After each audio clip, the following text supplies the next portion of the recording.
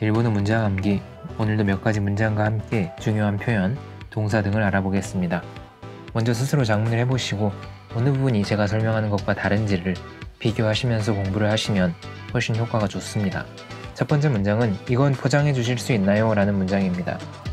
이 말을 하는 상황은 식당에서 여러분이 밥을 먹다가 하나를 더 주문해서 포장해 가고 싶을 때, 테이크아웃을 하고 싶을 때 사용할 수 있겠죠.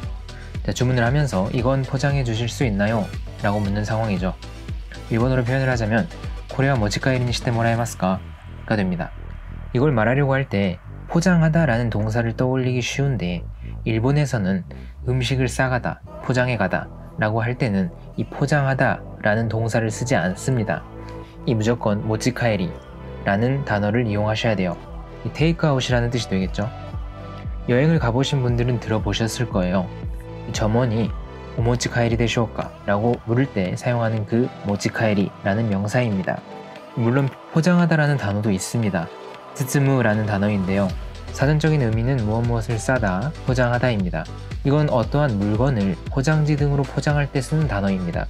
식당에서 테이크아웃을 할 때는 이 단어를 쓰지 않습니다.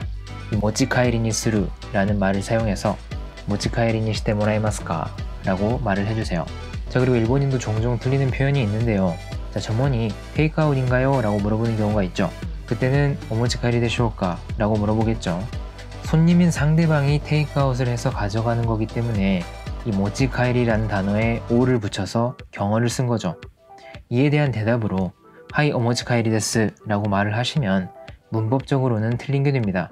자기가 테이크아웃을 하는데 오모치카에리 라고 한 거죠. 자신의 행동에는 존칭을 쓰지 않습니다. 기본적으로. 이 경우에는 오를 빼고 모치카에리 데스 라고 하는 게 맞는 표현입니다.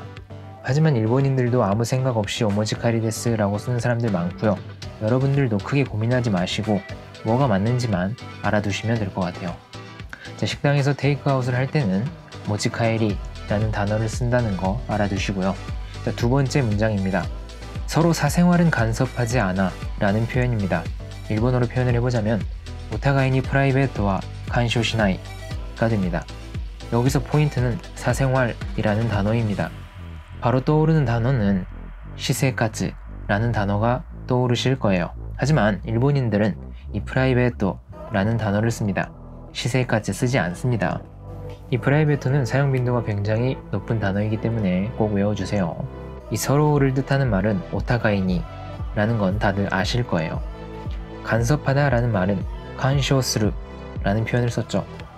이 무엇을 간섭하다 라고 할 때 가끔씩 사용되는 단어가 이 간쇼입니다. 많이 쓰는 단어는 아닙니다. 간섭하지 마 라고 할 때도 간쇼 시나이데 라고 말하는 일본인들 거의 없습니다.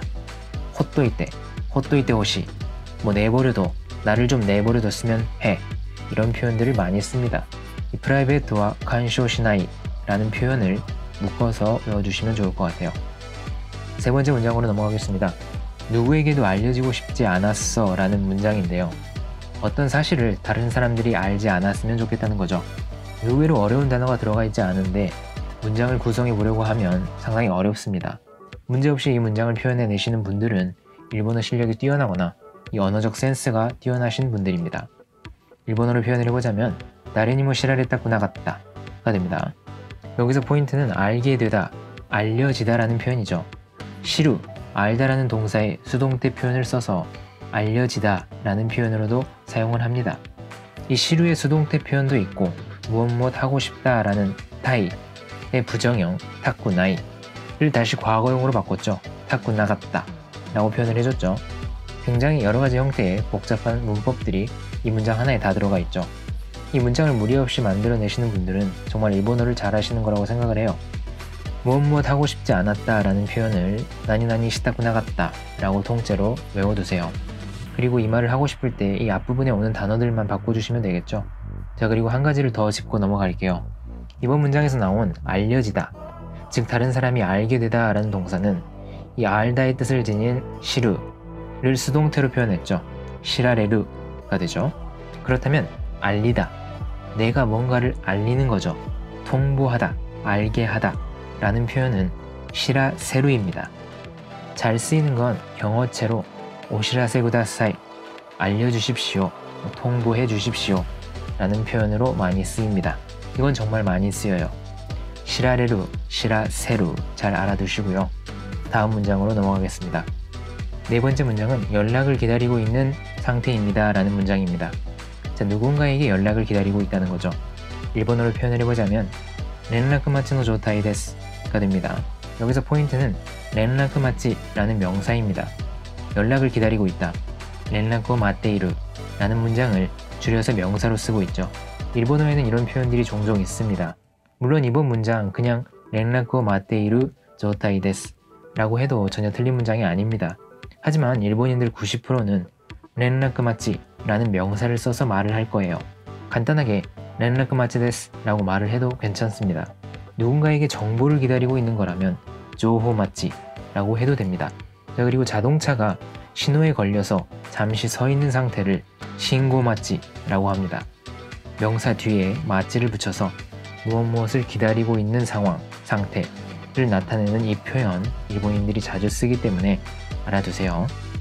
자, 그리고 마지막 문장입니다. 의견을 들려주십시오 라는 표현입니다. 상대방에게 자신의 의견을 들려달라고 공손하게 부탁하는 경우죠. 비즈니스에서 쓸 수 있는 문장이겠죠. 일본어로 바꿔보자면 고이켄 오키카세 쿠다사이.